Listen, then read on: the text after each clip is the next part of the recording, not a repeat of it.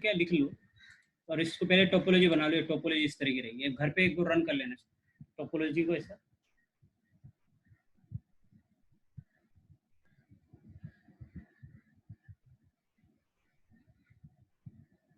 तो जो कॉन्फ़िगरेशन किया है उन्हें सिर्फ R1 के ऊपर किया है, बाकी में तो जनरल कॉन्फ़िगरेशन है R2 के ऊपर, R3 के ऊपर, R4 जो हम पहले भी एंटर कर रहे थे।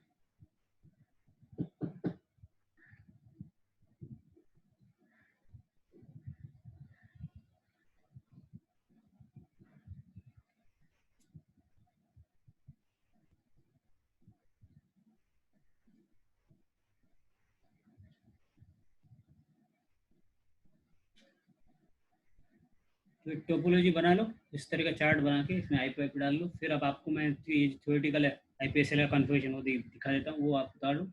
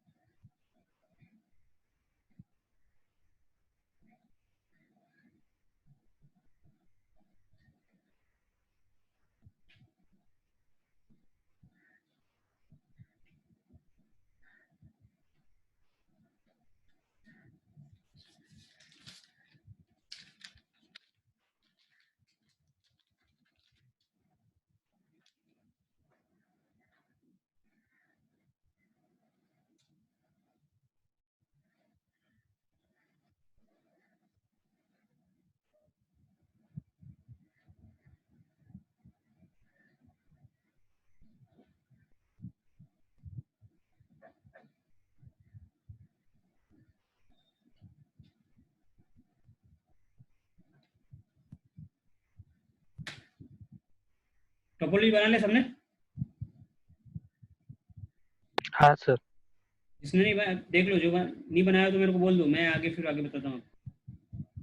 आगे जो बनाया आईपीएस सर, बनाया ना। अभी क्या करो, आप ये कॉन्फ़िगरेशन लिख लो, आप आईपीएसएल का कॉन्फ़िगरेशन लिख लो। ये एक थी, सेकेंड सर। ये कमांड याद ध्यान रखना, ये कमांड लिख लो। इतना सा है तो ये, और एक ये ट्रैक करना पड़ेगा, ये वाला यहाँ पे ट्रैक करना पड़ता है, ये यहाँ पे ट्रैकिंग लगानी पड़ती है। ये वाला, ये इस वाले रूट की जरूरत नहीं है। ये सब आपका पहले आपको आईपीएसएल बनाना है, फिर ये ट्रैकिंग बनाना है, फिर आपको ट्रैक करना है। तो ये सिस्टमेटिक भी चाहिए, तो हमको सिस्टमेटिक लिख सकते हैं, उसको इसके बाद आएगा। पहले ये बनाना पड़ेगा, फिर आपको यहाँ पर चेक करना पड़ेगा, फिर आपको ये स्टैटिक में अप्लाई करनी पड़ेगी।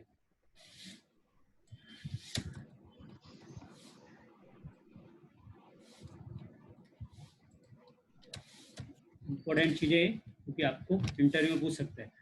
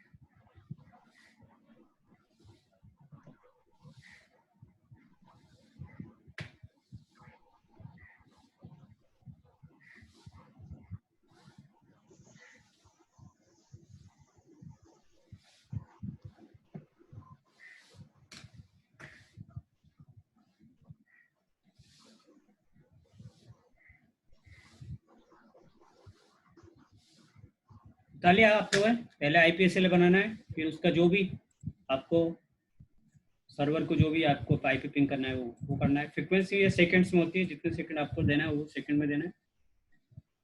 तो पहले आईपीएसएल बनाना है, उसका नंबर देना है, फिर पिंग करना है, फ्रीक्वेंसी बताना है, फिर उस ये जो चालू होने वाला है कब से, इसका टाइमिंग आप फिक्स कर सकते हैं कि हाँ ये मान लो आप लोड बैलेंसिंग कर सकते हो कि आधा दिन इस पे चले, आधे दिन ऐसा भी टाइमिंग भी बता सकते हो, इतनी बजे तक नहीं कर सकते। तो ये आईपीएसएल है आप फॉर एवर एंड हमेशा के लिए चले, स्टार्ट अभी से और हमेशा के लिए चलता रहे। सर ये फ्रीक्वेंसी जो 10 दिया ना हमने, हाँ वो 5 भी दे सकता, मतलब ऐसा कुछ फिक्स है क्या वो 10? वो सेकंड्स में ही है ना?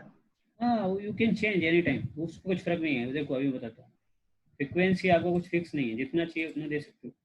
उससे डिले वो फिर उतनी देर बाद चेक करेगा, वो आपका जो टेस्टिंग है वो तभी करेगा। जैसे आपने आईपीएसएल यूज किया 1 ICMP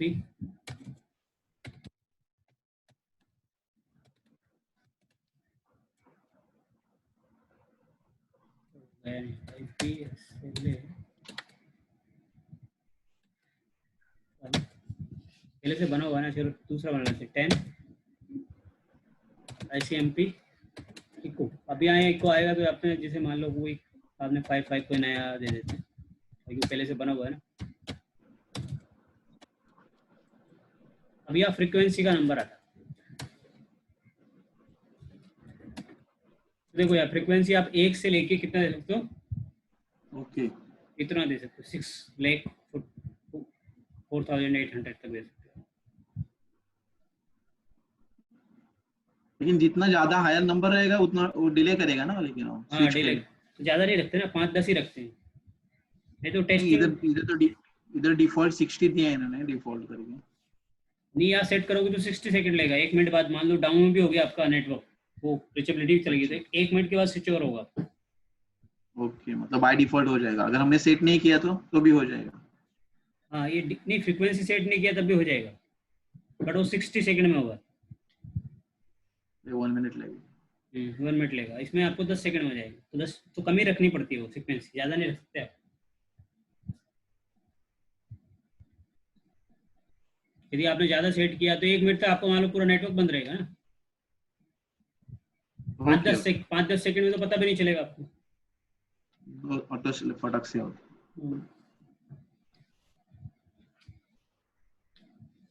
दूसरा एक कमांड था ट्रैक का, इस पर भी ध्यान रखने की जरूरत है। ट्रैक आपने 20 कर दिया सपोज करो, IPSL है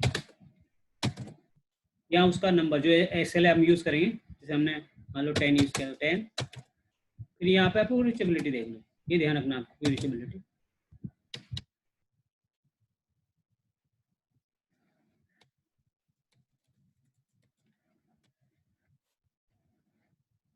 राउट भी दे सकते हैं यहाँ पे, वो सारा ऑप्शन भी है, जैसे कौन सा नेटवर्क भी दे सकते हैं, कौन सा पूरा नेटवर्क मॉनिटरिंग करना है, नेटवर्क भी मॉनिटर कर सकते हैं। बहुत सारे ऑप्शन है इसमें, लेकिन हमें बेसिक एक पाया तो फिर बाद में आप धीरे धीरे बहुत सारे और चीज़ें सीख सकते हैं इसमें। तो हर चीज़ का क्या आ जाना चाहिए, बेसिक आ जाना चाहिए, बेसिक फंड है आपके क्लियर होगा किसी चीज़ का। तो अब इसको HSRP के दिया, मान लो आपको राउटिंग प्रोटोकॉल के साथ यूज़ करना है तो HSRP, VRRP, GLBP इनके साथ यूज़ कर सकते हैं इसको, जो हमने पहले पढ़ा था उसको। तो वहाँ जो ट्रैक करते थे ना, इंटरफेस ट्रैक करते थे, याद हो? इंटरफेस ट्रैक करने की जगह हम यहाँ पे ट्रैक नंबर दे देंगे, कौन से ट्रैक नंबर है, वो ट्रैक नंबर से ये पूरा आपका आईपीएसएल है वहाँ पे वर्क करना स्टार्ट कर देगा। सिर्फ ये काम से कन्फ्यूजन सेम रहेगा, ये जो है इसकी डालने की जरूरत नहीं पड़ेगी। ये वाला जो ट्रैक नंबर है ये कहाँ डालना पड़ेगा, HSRP में आपको, तो वहाँ पे इंटरफेस के ऊपर जैसे बताता हूँ, जैसे R1 पे आप पुश करो, आपने F00 पे HSRP चला रखा, तो IP वहाँ पे था अपना स्टैंड बाय, जैसे मान लो आपका स्टैंड बाय 10, ये ट्रैक आ गया ट्रैक, तो आप ट्रैक नंबर दे सकते हो, जैसे मान लो अपना 10 है तो 10। क्या करना है, शट डाउन करना है, क्या हो जाए एक्शन क्या लेना है, शट डाउन करना है तो शट डाउन हो जाएगा, तो दूसरे ग्रुप से चालू हो जाएगा। या डिक्रीमेंट वैल्यू, तो डिक्रीमेंट करते हैं वैल्यू, हम याद हो तो डिक्रीमेंट कर देंगे, मान लो कि 50 कम हो जाए, इसकी 50 कम होते वो क्या बन जाएगा दूसरा वाला। ये ट्रैक नंबर जो यहाँ यूज किया था हमने, कहाँ पे, यहाँ पर जो स्टैटिक रूट में डिफॉल्ट रूट में यूज किया था, वो ट्रैक नंबर हमें क्या यूज करना है, स्टैंड बाई ये जैसे 10 और ट्रैक नंबर जो है वहाँ पे यूज करना है, तो ये ऑटोमेटिक स्विच ओवर हो जाएगा जैसे, तो HSRP भी हो जाएगा साथ पे, वो आपका जो सर्वर है उसको ट्रैक भी करेगा, तो दोनों काम हो जाएगा। तो ये पूरा कमांड तो आएगा, इतना तो कॉन्फ़िगर करना ही है, लेकिन ये ट्रैक यहाँ पे हम कहाँ यूज कर रहे हैं, डिफॉल्ट में यूज कर रहे हैं, डिफॉल्ट राउटिंग में, वहाँ राउटिंग में यूज नहीं करना हमको, हमें कहाँ यूज करना है, ये जहाँ हम HSRP का कॉन्फ़िगरेशन कर रहे हैं जिस इंटरफेस के, उसके ऊपर डाल देना बस। समझ में आई है?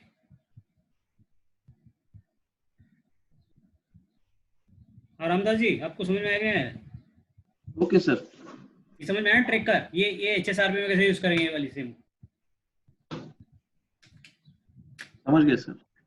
हाँ, तो अभी आप इसको, अगर आप राउटिंग के साथ यूज करना चाहते हो ये ERP, OSP, BGP, तो उनके साथ भी यहाँ यूज कर सकते हो, लेकिन अब ये सीधा आपको कहाँ यूज करना पड़ेगा, HSRP या VRRP या GLBP के थ्रू यूज करना पड़ेगा, अब डायरेक्ट यूज नहीं कर सकते। तो सब आपस में क्या है, लिंक है। अभी क्या हो रहा है, हमने अलग अलग चीजें पढ़ी है, ये इसके साथ, अब जब आएगा बहुत सारी चीजें आप मिक्सअप होगी, अभी इसके साथ उसका भी साथ हो जाएगा, इसके साथ इसको भी इनबिल्ट यूज करेंगे, उसके मल्टीपल टेक्नोलॉजी। अब जितना ज्यादा आप प्रोफेशनल लेवल पे, हाई लेवल पे जाते जाते हो, जैसे एक्सपर्ट लेवल पे जाओगे, तो वहाँ पे सब मिक्सअप होना स्टार्ट हो जाएगा। तो इसलिए एक्सपर्ट क्यों बन जाता है, एक्सपर्ट बनने का मतलब है कि उसको अभी तक आप क्या टेक्नोलॉजी के बारे में समझ रहे हैं कि हाँ अच्छा ये IPSL है, अच्छा ये OSP है, ये BGP है, ये एक्सेस लिस्ट है, ये प्रीफिक्स लिस्ट है, ये मल्टीकास्ट है, QoS है, ये सब टेक्नोलॉजी पहले समझ लेनी है। जब हमें इस समझ हमारी बढ़ जाएगी, तब उन सभी टेक्नोलॉजी को मिक्स करके ना, और उसको कहाँ पे यूज करना है, किस किस जगह यूज करना आना चाहिए, वो सब हम मल्टीपल यूज सीखेंगे।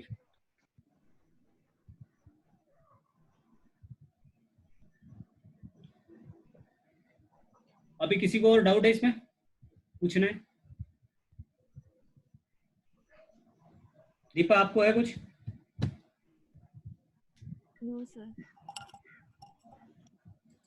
तो अपना ये IPSL अभी कंप्लीट हो गया है, ठीक है। चूंकि अभी नया सिलेबस आया, उसमें अभी कोर्स अपना काफी बाकी है, तो अपना वहाँ पे 2 पेपर याद है ना, तो मैं आपको बता देता हूँ, अभी बहुत कोर्स बाकी है अपना। अभी ये तो हमने पुराना वाला कोर्स में थोड़ा बहुत किया है, नए वाला कोर्स में बहुत बाकी है अपना।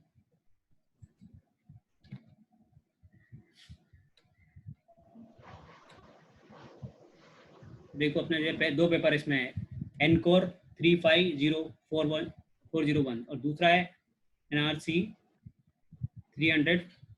अब इसमें पहले वाले में देखो, पहले वाले में जैसे अपना अभी स्विचिंग पूरा बाकी है, वायरलेस पूरा बाकी है, मल्टीकास्ट बाकी है, नेटवर्क आर्किटेक्चर बाकी है, सर्विस बाकी है, इंश्योरेंस बाकी है, सिक्योरिटी में कुछ हुआ है, ऑटोमेशन बाकी है, पूरा एक पेपर तो पूरा बाकी है। और कौन सा है, एनकोर वाला है, NRC में देखिए, इसमें थोड़ा हमारा कोर्स कुछ सिलेबस हुआ है। क्या क्या हो गया हमारा, राउटिंग फंडामेंटल हो गया, AIRP में एक अपना लोड बैलेंसिंग बाकी है, अनइक्वल लोड बैलेंसिंग बाकी, वो देखते हैं हम कल। एक बाकी था ना रामदास, तुम बोल रहे थे unequal load balancing. Right sir. हाँ तो एक वो बाकी इसमें, OSPF तो हो गया अपना, BGP बाकी है, VPN में देख लेंगे कुछ बाकी है, और ट्रबल शूटिंग का कुछ चीज़ें बाकी है, सिक्योरिटी तो थोड़ा हो गया अपना, VPN तो और देख लेंगे। तो ये पेपर थोड़ा बहुत मतलब 80% हो गया हमारा, 70-80%। अभी बीजेपी इसमें इम्पोर्टेंट टॉपिक बाकी हमारा। तो ये वाला पेपर में भी एक इम्पोर्टेंट टॉपिक है, बाकी ये इसका कवर हो गया काफ़ी कुछ हमारा। एक पेपर हमारा क्लियर होने वाला हो गया, मतलब लगभग एक पेपर हो जाएगा। अब इसके अंदर हमारा दूसरा जो ये है, ये पूरा लगभग हमारा काफ़ी बाकी है इसके अंदर, क्योंकि अभी नए टॉपिक बहुत जोड़ दिए उन्होंने। वर्चुअलाइजेशन जोड़ा है, ये अभी नए जो बहुत वर्चुअलाइजेशन ऑटोमेशन दोनों जोड़ दिए हमारे। ये इंपॉर्टेंट टॉपिक है हमारे, तो नए ऐड हुए हैं। मल्टीकास्टिंग भी हुआ है जो हमारा ऐड है। स्विचिंग तो हमने फिर पहले से उसमें पढ़ा था, लेकिन स्विचिंग यहाँ पे भी रिवाइज करेंगे, जैसे वीलेन प्लान गैस टीपी है, ज़्यादा बड़ा नहीं है, डिटेल में नहीं है, लेकिन यहाँ पे थोड़ा उससे एडवांस है। जो हमने CCNA में पढ़ा उससे हायर लेवल का पढ़ेंगे, वो वहाँ पे बेसिक चीज़ें पढ़ी थी, यहाँ थोड़ा उसका एडवांस लेवल। ये राउटिंग में हमारा यहाँ पे भी ARP OSPF है, बट यहाँ थोड़ा उसका अलग है। जो हमारा पेपर फर्स्ट था उसमें इसमें डिफरेंस। वायरलेस में हमको सीखना है डिप्लॉयमेंट है, मॉडल क्या है, इंफ्रास्ट्रक्चर क्या है, मल्टीकास्टिंग सीखनी है हमें। तो मल्टीकास्टिंग में बहुत ज़्यादा प्रैक्टिकल है। सर्विसेज में देखना है हमको, सर्विसेज में नेटिंग पेटिंग ये अलग तरीके से थोड़ा है, QS भी है, वो सब हमको देखना है। इंश्योरेंस में हमको ट्रबल शूटिंग मॉनिटरिंग देखना है। सिक्योरिटी में हमको डिवाइस एक्सेस कंट्रोल देखना है, वायरलेस सिक्योरिटी देखना है, टनलिंग देखना है। ऑटोमेशन में हमें SDN सब देखना है। वर्चुअलाइजेशन देखना है, SDN इसमें है, SDN वर्चुअलाइजेशन, SDN वर्चुअलाइजेशन देखना है। ऑटोमेशन देखना है, जैसे पाइथन या IPA EAM स्क्रिप्ट बनाना कैसे सीखते हैं, वो सब चीज़ सीखने वाला है। तो हमारा अभी एक पेपर पूरा लगभग बाकी है, एक पेपर हमारा हो चुका है। तो हम कल हम करेंगे एक अनइक्वल लोड बैलेंसिंग EIRP के अंदर, ठीक है। तो हमारा वो पहले एक पेपर हम कंप्लीट करेंगे, ऑलमोस्ट एक कंप्लीट होने वाला है। तो वो करने के बाद ये दूसरा पेपर हम चालू करेंगे। इसमें भी काफ़ी कुछ है, तो पहले कुछ पढ़ चुके हैं, तो ये भी फास्ट हो जाएगा। ऐसा कुछ नहीं कि इसमें बहुत टाइम लगेगा, अगर कम से कम 1-1.5 महीना और लगेगा। 1.5 महीने तो मान के चलो आप, 1 से 1.5 महीने। यदि आपने डेली मतलब 5 डे कंटिन्यूसली क्लास चली तो अपना 1 महीने में, 1 से 1.5 महीने में कोर्स हो जाना चाहिए, 1 महीने में कोर्स हो जाएगा। लेकिन ये करने के बाद आपका इंटरव्यू क्रैक होने के चांस 90-80-90% हो जाएंगे। जितनी भी ये सब टेक्नोलॉजी आप सीख चुके होंगे, सिर्फ आपको रिवाइज करना है। फिर मैं आपको इंटरव्यू जो क्वेश्चन है सबके वो प्रोवाइड कराने वाला हूँ, और क्वेश्चन किसी को देना नहीं, जो भी मैंने आपको दूंगा आप ही पढ़ना है, क्योंकि आप फिर आप कंपटीशन में आप भी पीछे हो जाओगे यदि आपने सब क्वेश्चन जो मैंने आपको, क्योंकि वो क्वेश्चन फ्री वाले नहीं है, सब परचेज वाले क्वेश्चन है। एक तो उस पर पैसा खर्च किया हुआ अपन ने, तो और उसको अच्छी तरह से डिजाइन करके बनाया गया है। तो वो यदि आपने उसको फ्री में ऐसे बांट दिया, तो आपका जो अपने कोचिंग में आप पैसा लगा रहे हो वो भी आपको बेकार हो जाएगा, साथ पे कंपटीशन बढ़ जाएगा। वो क्या एक के हाथ में गया वो दूसरे को देगा, दूसरे को तीसरे को देगा, तो पूरे उस मुंबई में फैल गए मान लो, फिर आपको जितना उसका बेनिफिट मिलना चाहिए वो उतना बेनिफिट आपको मिलेगा नहीं। तो आपको ध्यान रखना है, जितना स्टडी मटेरियल आपके पास है, स्टडी मटेरियल फिर भी आप दे सकते हैं, लेकिन इंटरव्यू क्वेश्चन आप किसी को दे नहीं, क्योंकि इंटरव्यू क्वेश्चन से क्या होगा कि आपका कंपटीशन उनके साथ फाइट करना फिर आपको मुश्किल हो जाएगा। तो हम आपको सभी क्वेश्चन देंगे कि किस तरह से आपका इंटरव्यू क्रैक करना है। कि जनरली जो क्वेश्चन मिलते हैं उसमें क्या आता है, ऑब्जेक्टिव टाइप तो आपको कहीं से मिल जाएंगे। यहाँ पर जो आंसर रहेगा डिस्क्रिप्शन टाइप का रहेगा, ताकि आपको पूछे कि हाँ ये क्या है, तो आप एक लाइन बोल के चुप नहीं रह जाओगे। IPSLA क्या है, ये क्या QS क्या है, आप उसको डिटेल में बता सकते ऐसे क्वेश्चन। और जनरली क्वेश्चन देखो क्या होता है, कितनी भी पढ़ाई कर लो लेकिन इंटरव्यू क्वेश्चन आपको पढ़ना ही है। इंटरव्यू क्वेश्चन से ही आपका इंटरव्यू क्रैक होने वाला है, क्योंकि कुछ चीज़ें आपको रेडीमेड आनी चाहिए। मान लो आपको जो इंटरव्यू देंगे उसमें से आपको 50-60% आपका रेडीमेड तैयार मटेरियल में से आपने आंसर दे दिया, 50% में से आपने कुछ अपने बना के कुछ अपने कुछ करके, तो 70-80% आपने क्वेश्चन के आंसर हो गए आपके। तो आपको सेलेक्ट होने के चांस है 10 में से भी 8 क्वेश्चन आप दे रहे हैं। और मैं इतनी गारंटी देता हूँ कि जो मैं आपको इंटरव्यू क्वेश्चन देने वाला हूँ बाकी जो भी चैप्टर के, उसमें से जो आपके क्वेश्चन पूछेगा उसमें से 80% उसी में से पूछने वाला है, 70-80%। जो आपका सिर्फ ऐसे क्वेश्चन पूछेगा जो लैब पे आधारित है, बेस्ड है, या फिर सिनेरियो बेस्ड है, उनको छोड़ दो, बाकी 70-80% क्वेश्चन उसी में से आने वाला है। इसीलिए आप ये कंफर्म रहे कि जो मैं क्वेश्चन देने वाला हूँ आपको उनको अच्छी तरह से पढ़ना है, उनकी प्रिपरेशन अच्छी तरह से करनी है, तो इंटरव्यू आपका इजीली क्रैक हो जाएगा। वो कंपेरेटिव अदर जो आप सोचते कि नहीं, क्योंकि इंटरव्यूअर को अभी तक जितने भी लोगों को जिनको भी क्वेश्चन दिया है और जो नए टॉपिक आते हैं उनके भी हम नए डाउनलोड करते रहते हैं, तो अभी तक जिन इंटरव्यू का हुआ है उनमें 70 से 80% क्वेश्चन इसी में से आया है, कभी कभी 90% तक इसमें से आ जाता है, ठीक है। 70% आपका आते आता है 100%। तो इन क्वेश्चनों की आप प्रिपरेशन, आपको कुछ क्वेश्चन तो शायद हमने पहले दे दिया है, कुछ क्वेश्चन और बाकी है जो मैं आपको देने वाला हूँ कोर्स कंप्लीट होने के बाद। तो आप उन सबको तैयारी आप बराबर प्रिपरेशन अच्छी तरह से रखें। आप चाहिए तो जितना पुराना मटेरियल है वो तो आप बराबर कर ले। और किसी को डाउट है अभी? Hello Ramdas,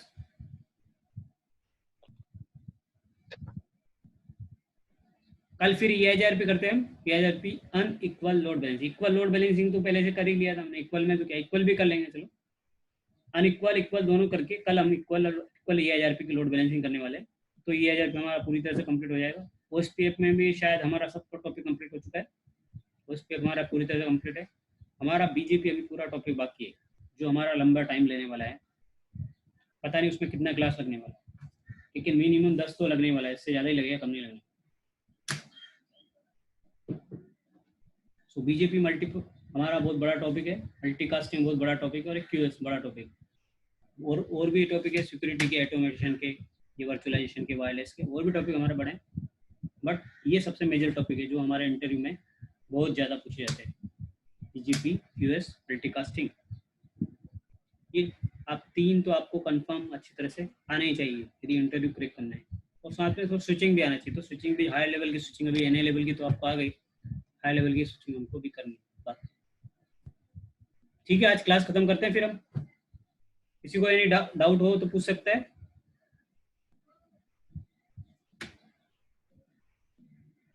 thank you sir. Okay, welcome.